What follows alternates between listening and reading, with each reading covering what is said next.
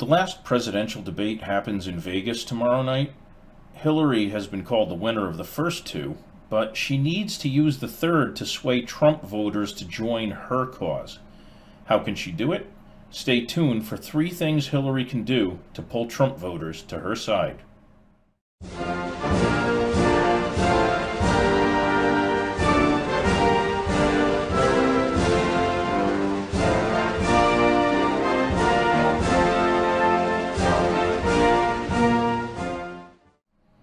If Hillary wants to seal the deal on Election Day, she needs to win Trump voters to her side. Sadly, Trump himself is doing more to push them to her than she's doing to pull them. This debate is an opportunity to reach millions of Trump voters all at once. There are 3 things Hillary must do if she wants to sway them. First, while taking the high road, she needs to pull Trump's fangs. He's big on attacking her, but there are things she can say to shut him down that won't sink to his level. Her best move would be to use humor. She could box him into answering moderator Chris Wallace's questions with it. It would make him look foolish for dodging, or make him look foolish for his inept answers. She could say, "Donald, please let us know when you'll be done with the dishonest personal attacks. I'm sure Chris Wallace has some questions for you when you're done." Or she could say this, "Well, I see Donald's decided to give the SNL staff more material instead of answering Chris Wallace's questions." Or she could put a timer on her podium with a visible digital display, keeping track of how much time Donald wastes dodging questions and tossing insults. She could make sure it has a clearly visible sign next to it reading "Trump Dodge Clock." She needs to find ways like that to disarm his attacks. Second, she needs to reach out to Trump supporters in simple language, expressing her sympathy with what's important to them. For example, she could say something like this: "I want to talk to Trump voters for a minute.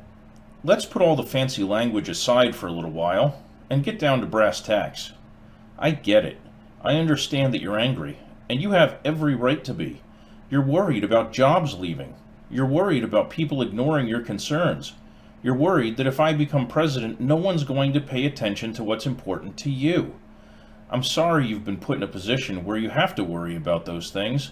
I get it, and I am listening." Something like that, showing concern for what's important to Republicans, would shock them into paying attention to her, and that would set the stage for the third thing she has to do. She has to make it clear that a Clinton presidency would be good for them too, by expressing how she'll help them. She might say something like this: "You're hardworking people and hate seeing jobs sent to other countries. So do I, and I plan to keep American jobs here. I plan to bring back jobs that left the country." She needs to make clear statements like that she not only understands what's on Republicans' minds, but also has plans to support all Americans, not just the Democrat-supporting ones.